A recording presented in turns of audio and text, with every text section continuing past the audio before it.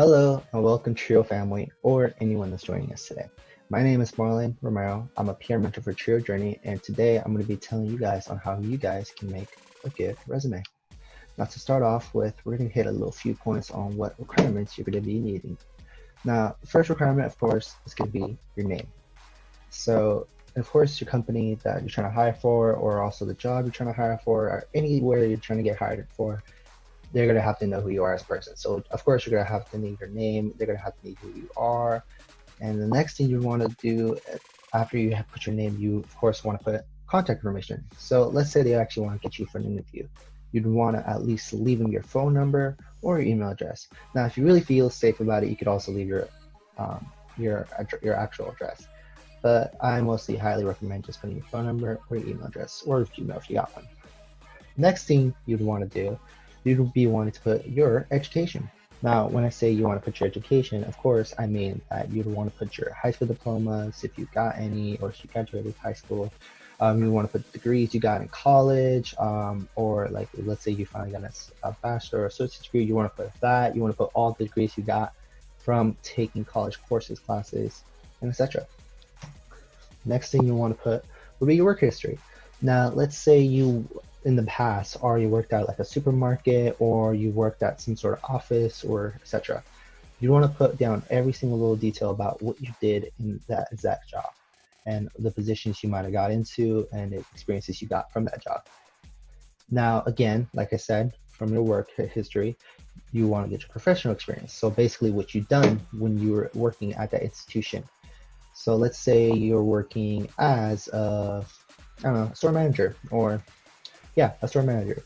So you'd have to be writing down the specifics on like what you did, which who you helped, what time of department you worked in, and etc., etc., etc.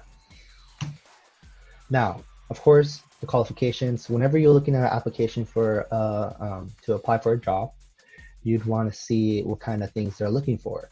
And as you're looking to see the keywords of like what they're looking for, you're going to be wanting to put like why you yourself qualify to be in that place. So let's say they're looking for a job at McDonald's. We'll make it really simple, McDonald's.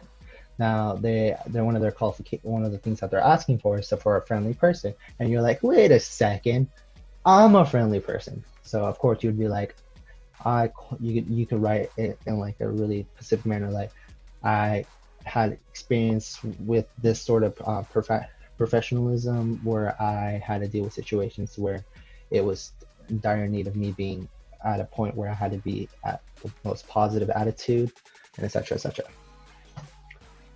Certifications. Now, let's say you are CPR certified, or you got any other certifications, but I'm going with CPR, and you're trying to apply for a pool position or lifeguard position. So, of course, if you put that you have CPR, if you're CPR certified, of course, you're going to make yourself even look more appealing to the hires that are trying to hire you. So, yeah. Skills. So when it comes to skills, you want to be more really open about like what kind of skills maybe the workers are looking for. Like let's say they're looking for someone that's like really like keen to ideas. You can put open-minded, or they're really like they want somebody to like push other people to do their work, or you can talk about your leadership skills and etc. So really important skills would be usually around like leadership, being open-minded, being like aware of situations when it's happening, knowing how to deal with situations when they're happening, etc., etc. Now, other things that you can put is your objective. Now, for your objective, usually I say you can have it on there. Your objective is mostly you writing about like why or like how you working in this job would better you as a person, or how you can improve while working in the job, or like things that will show that like why you want to work here. And we'll go over that more later into the presentation of this video, but your objective is mainly just used to describe those terms. Now, there's many types of resumes you can do depending on like how much experience you have. If you have low amount of experience to mid to high. Now, the one first off I'm going to be talking about is, of course, the high experiences. Now, the high experiences format is known to be the chronological format. So for the chronological format, usually you'd have to have several years experience in the work career that you are trying to get into, or you already been in, And also you'd have to work for several employers, and you've basically been doing it for a pretty decent amount of time. So for that, you would be having a resume that looks like this. Let me move my camera down here. Yeah. Actually, no, it's better up here. Right here for now. Okay. Now for Jackie Chan, this is not the real Jackie Chan, it's just a person that's named Jackie Chan. Of course, the way he formatted his, he had his name, his phone number, if you see right over here, his email address where they can get to him. So this is contact information. Of course, this is objective. You don't have to put it, but if you want to, the only reason I'm saying you don't have to is because eventually, if you do a cover letter, you're going to be writing your whole objective on there. And the cover letter is basically more thorough about why you're applying and why you think you're perfect for the job. So you don't really need an objective if you're making a cover letter. But if you want, if you want to have your employer maybe look at the resume a bit more, you might want to write the objective. Of course, your education, your work experiences or past experiences that you had in your life, and also activities. Now, the next resume I'm showing you, which I'm blocking right now, would be your, so basically the same format as Jackie Chan, but it's placed differently. As you can see, Eddie Gonzalez has his on the top left. And of course, he has his address, he has his Gmail, and he has also his phone number, plus with his objective, which of course I said in the past, you won't have to have one if you're making a cover letter. But if you feel like you want to have it in there, go for it. Also his education, so basically his past education that he had, his skills basically, and his experiences that he has in his past working life. So like right here, he's volunteered before. Also, he's worked as a construction assistant and also as an intern. And at the bottom, he's also part of activities. If you look really closely right there, he's done activities. He's been a part of the Extreme Management Club. And yeah, that'd be mostly, is your basics on how would you make a functional resume. Okay, now this one is the functional format. Now for a functional format resume, you really don't have to have a lot of experiences in working or educational. It mostly focuses on young kids, or not kids, just high schooler, teens, mid-teens, trying to get a job. So they make a resume to make themselves show their experiences, what they have. So mostly for a high schooler type of resume, you would be having, of course, your name, phone number, Gmail if you do have one, your objective, so what you hope that you can attain, or what you can learn and how you be able to cover these grounds. Also your education, if you're still in high school or middle school, or you're barely starting college, you'd put the things you accomplished and the things you're trying to push forward to right now. So let's say you're currently a high school student. Of course, you wouldn't say that you graduated with a high school diploma yet. You would say still trying to graduate. So they don't have it in this one, but usually for a high school one, they would have from what year they started to the year that they will end. And yeah, that's how you do it on the high school. Skills and qualifications. Now, also for a high school student, they would usually put all the skills, the past life they've done. Maybe they know how to do certain things that they might think is special for this certain type of job, and also etc. Yeah. Experiences. So let's say they have done community service hours, or maybe they might have helped their family out in some family business. They might have experiences from that. You never know. So it's always good to put everything you might have done related to work, professionalism, or anything that you might think is professionalism. Professional development. So maybe they might have took some classes that involved them and bettering themselves. Maybe they might have taken a government to some college classes that maybe a human career development class that they might have been able to improve themselves on the mentality of the world. So maybe they can put that on their paper and etc. Another way you can do your functional format is like this. Jacob Robert. He has, of course, address. He also has phone number and his email, his objective, his educational. So basically everything he got from his education. This one currently he has a degree in psychological at Sacramento City College. So he's still barely attending college, but this is what he put. Also, relevant skills, he basically put all his like skills that he gained from his past experiences. His like also he's put, if you see right there, he put cross cultural experiences, so he's gained many experiences with other cultures. So he seems to be open-minded. If you look at where it says project development, he seems to have done some pretty big things involving projects, and he hasn't been like one of those lazy type of people. So usually when it comes to a job, trying to get hired to a job, a lot of job committees try looking for people that like do a lot of things, so like they know like, oh, this person's a hardworking person because he's done all this, so if we hire him, he's going to be a good help to us. And also he put all his work history and affiliations that he's done with. So yeah, this person actually seems to do a lot.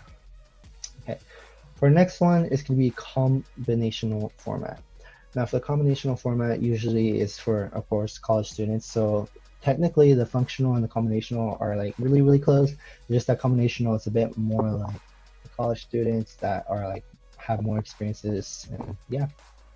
So inside the combinational format, the only thing that mostly adds like that'd be added to this, because of course they have their name, address, and their contact information, education, of course, objective if you want to have it, relevant course of work. So basically they put down the classes, so classes that they're basically taking, that's related to what they're actually trying to get hired for. Summary of qualifications, usually you'd use this to try to get into a college job, which would be a really good resume, because like if you see here on the introduction of engineering, he's showing all the all his math classes. Mostly all this is related probably to a tutoring position at a campus or any other institutions for educationals. He also put like his past work experience and also his activities. So you usually just mostly use this to probably get hired at a campus. Okay, now another type of format you can use for your resume would be the target format. Now for the target resume format, you basically mostly be trying to hit the key points on what the job's trying to be looking for. So usually when you look at an application, you would be looking at like what type of keywords they use on what they want from people. So as you can see with this person, they have, of course, their contact information. Now the job target they're trying to hit for is to be a front desk administrator. So for them to hit them points, they put the educational their education on what they've done that relates to what they're trying to hit for.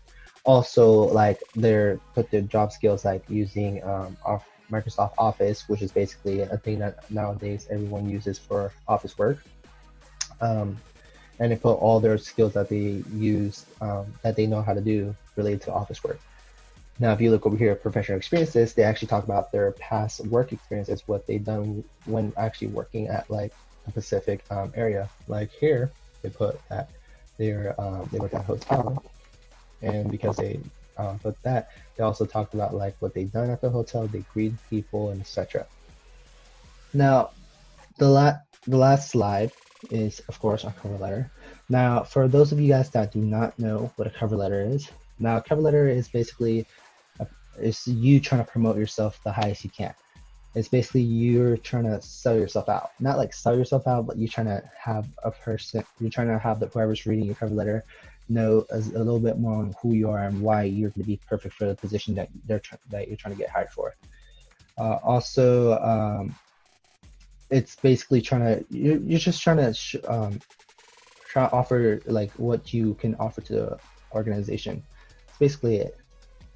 So this is how your average cover letter would look like. Of course, it would have your name, your address if you want to have one, your email address, also your phone number, the date that you wrote it on, and also the person you're trying to send it to. And then of course you start off with dear, and then whoever you're trying to send it to, you also want to be professional about it. Now if you don't know who the person is, you maybe want to put dear him or her, him/her, or dear employer, or etc.